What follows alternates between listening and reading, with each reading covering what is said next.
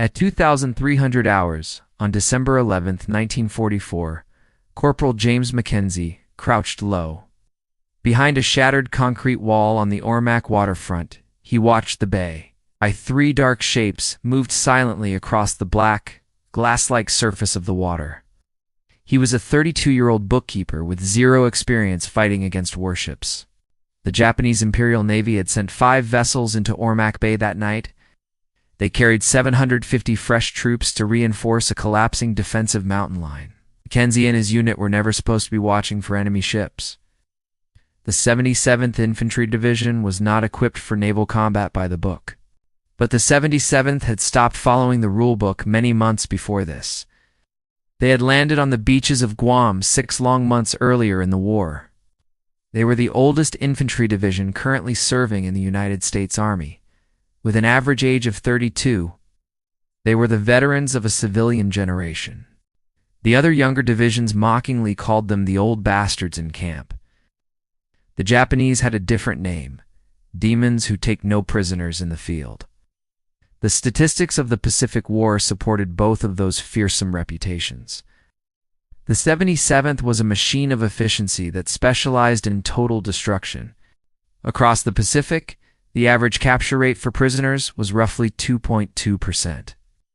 The 77th Infantry Division operated at a much more lethal, unforgiving pace. Their capture rate was a staggering 0.8%, nearly a third of the average. They were drafted accountants and drivers who had become masters of the kill. On the island of Leyte alone, the division killed 19,456 enemy soldiers in 6 weeks.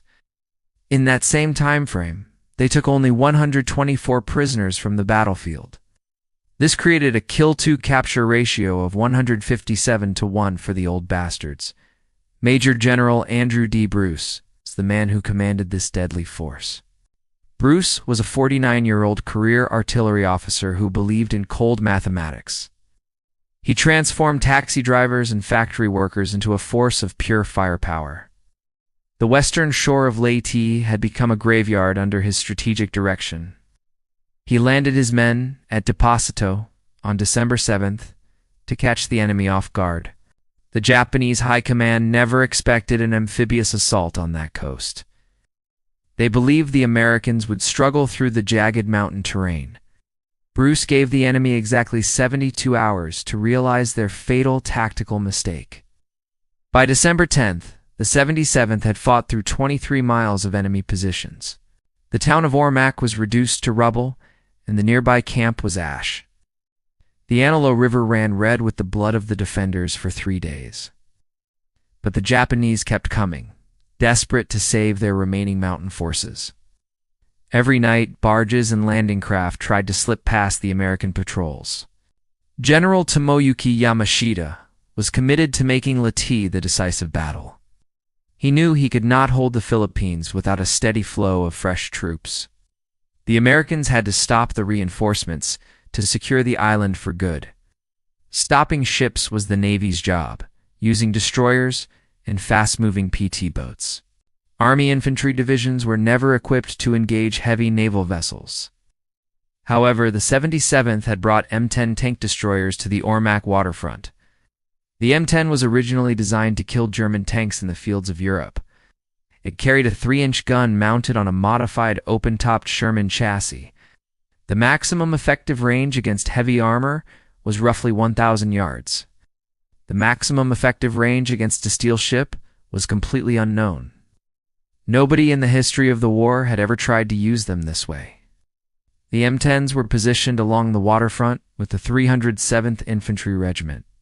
Their primary mission was destroying bunkers and hidden machine gun nests. Their secondary mission was providing direct fire support for the infantry. Engaging naval vessels was a scenario that was not found in any manual. But the 77th was about to turn tank destroyers into coastal defense guns. Mackenzie watched as the dark shapes in the bay grew larger and more defined. The lead vessel was a No. 101 class landing ship, the size of an LST. It moved slowly toward the beach where the Japanese still held the hills. If those troops landed, it would mean another week of brutal, bloody fighting. The M10 crews had received their final orders only 20 minutes earlier. Track the vessels. Wait for the illumination. Fire only on my command. Nobody knew if a tank destroyer round would even penetrate a thick steel hull. Nobody knew if the Japanese ships would decimate the shore with return fire. Mackenzie checked his watch as the tension on the waterfront became heavy. It was 2355, exactly 5 minutes until the stroke of midnight arrived. The dark shapes were now less than 1,000 yards from the American guns. The crews waited in the dark for someone to finally light up the night. The first flare went up at exactly midnight, fired from a mortar position. The shell climbed 300 feet and burst into a brilliant white phosphorus light. Ormoc Bay became a stage lit for a sudden and violent military execution. The Japanese landing ship, Transport 159, appeared in perfect dark silhouette. The vessel was 200 feet long and displaced roughly 800 tons of seawater. It had already beached itself and was unloading troops down its heavy ramps. Dark figures scrambled against the white sand as heavy equipment rolled off. The Japanese were bringing tanks to the shore to push the Americans back. The American gun crews had only 30 seconds of light before the flare died. 30 seconds to acquire the target, calculate the range, and load the 3-inch gun. The M10 crews had trained for this specific moment without ever knowing it. Every hour spent practicing on moving targets now applied to the steel ship. The lead M10 fired first, sending an armor-piercing round across the water. The muzzle velocity was 2,600 feet per second as the gun roared in the dark. Ow! The recoil threw the 17-ton chassis backward 6 inches into the soft sand. The shell crossed the distance of Ormoc Bay in a staggering 1.2 seconds. It was a direct hit that punched through the ship's starboard side plating. The shell was designed to penetrate 3 inches of steel at 1,000 yards. Transport 159 had hull plating that was less than an inch thick in most places. The round went through the hull and the hold before detonating on the far side. The explosion tore a hole the size of a truck in the ship's metal side. Seawater poured into the cargo hold at a rate of 2,000 gallons every minute. The vessel listed 7 degrees to the starboard side almost immediately. Japanese troops on the ramps froze as their transport began to die beneath them. The second flare went up 40 seconds later, lighting the bay once again. Transport 159 was settling deeper into the sand as the stern began to drop. Troops were abandoning the vessel and wading through chest-deep water. Japanese defenders in the hills began firing mortars at the American line. The American return fire was immediate, overwhelming, and perfectly aimed. The lead M10 fired a second round, correcting for the ship's new position. The shell hit below the waterline aft, opening another massive breach. The rate of flooding now exceeded any capacity for the crew to pump it out. The ship was doomed, but 4 more vessels were still approaching the bay. 3 barges and 1 larger transport were visible under the flare light. The Japanese captains watched the first ship sink, but they did not retreat. They had orders from Yamashita himself, and they kept moving toward the shore. The M10 crews reloaded, while mortar teams prepared more illumination. The 7th AA Battalion moved their 40mm guns into position on the sand. The 77th was about to engage in a unique ship-true-shore artillery duel. The third flare climbed into the sky as the second vessel reached 600 yards. General Bruce watched from his command post just 300 yards behind the guns. This was not a tactic from any manual he had studied back at Fort Sill, but the old bastards had stopped following manuals on the day they hit Guam. The order came down at 0015. All guns are cleared to fire at will. The Ormoc waterfront erupted in a symphony of fire and heavy metal. The 40mm anti-aircraft guns began raking the surface of the black water. The .50 caliber machine guns tore into the wooden Japanese barges nearby. 3 M10s pumped armor-piercing rounds into the approaching steel holes. The mathematics of the engagement favored the Americans on the shore. The Japanese vessels had no armor and no ability to maneuver in the shallows. They were cargo carriers being hit by concentrated prepared artillery fire. The second Japanese transport took a 3-inch round directly through the bow. The shell detonated among the troops packed tightly in the forward hold. The explosion killed an estimated 40 soldiers in a single silent instant. The captain maintained his course toward the shore despite the carnage.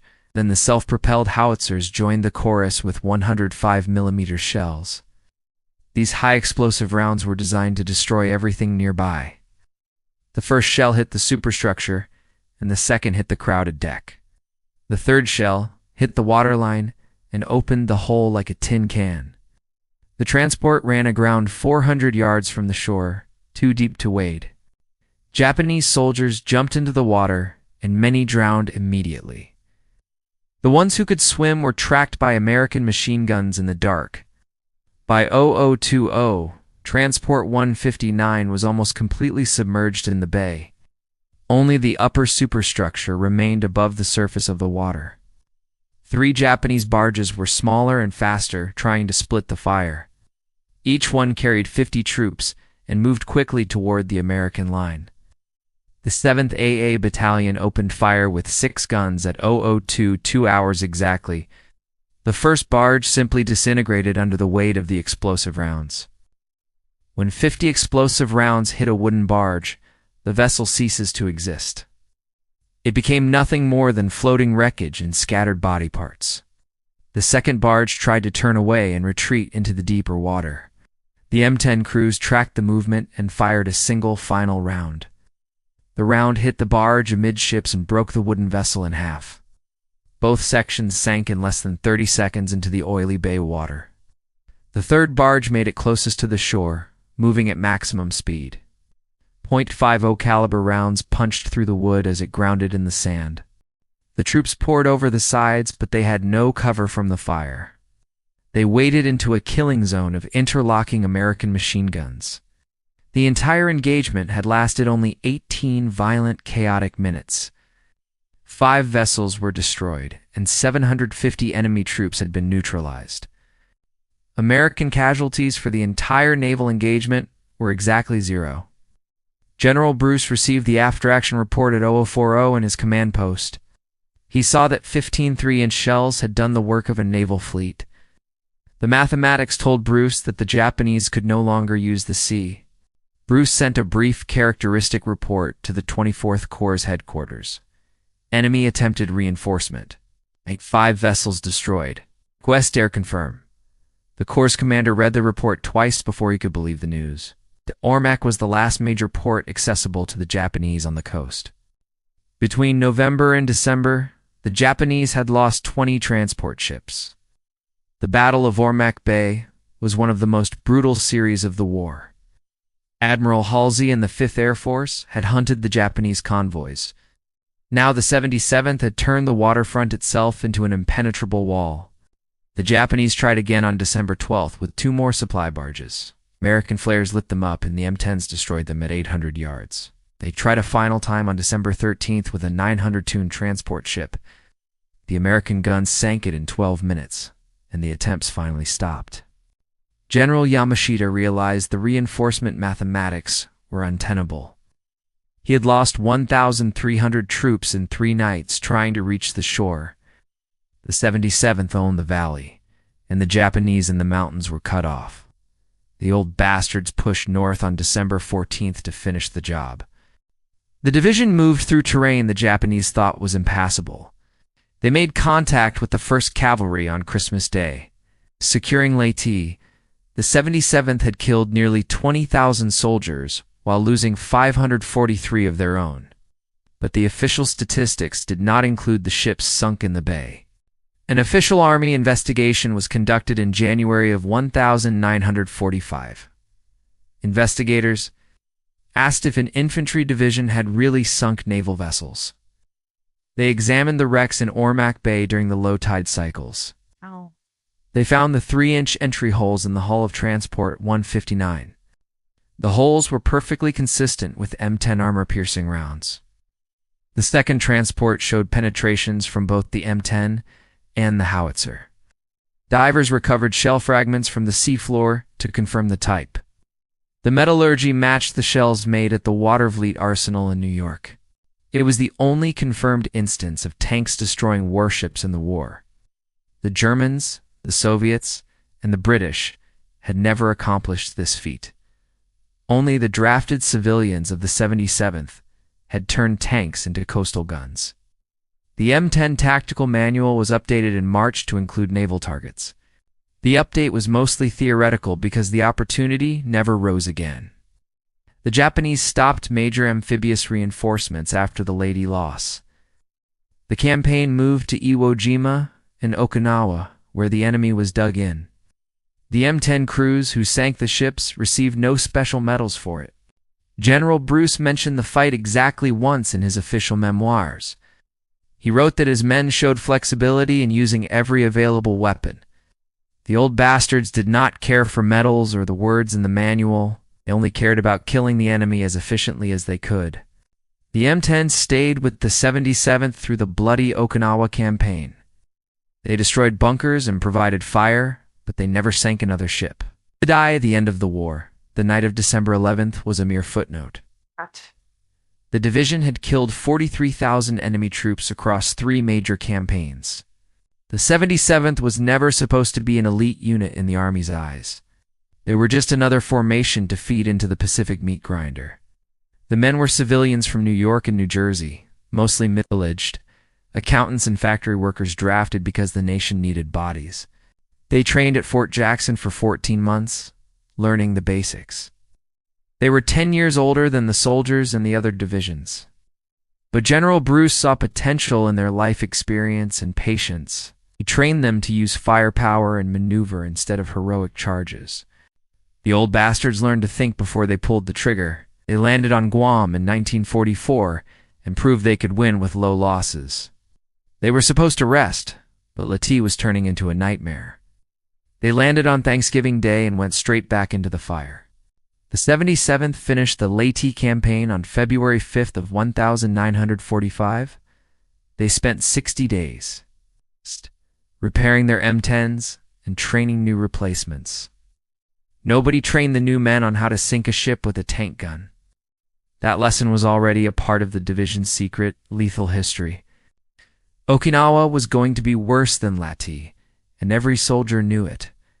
The 77th landed at Karamaretto on March 26th to clear suicide boats.